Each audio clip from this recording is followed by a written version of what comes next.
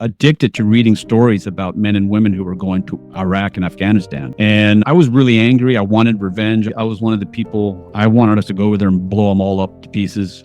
I was so angry. My life had been turned upside down.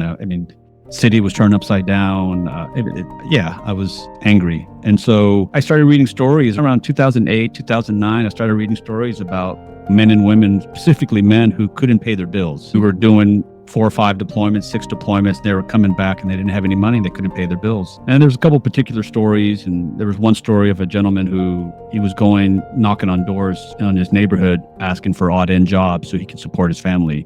And he had done multiple deployments.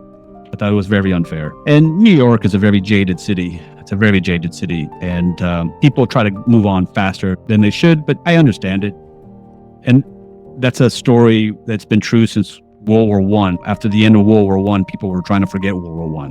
No one wanted to talk about World War I. They wanted to move on. It's human nature. We want to move on. We don't want to talk about tragedy forever. We don't want to move on the war. But the challenge with that is the people who are involved in that tragedy or who are involved in that war, they get to carry that forever. And that's the challenge as a society and as a community and as a culture. We have to remember that we get to move on, but someone who lost their arm, lost their leg, lost their brother, they don't get to move on.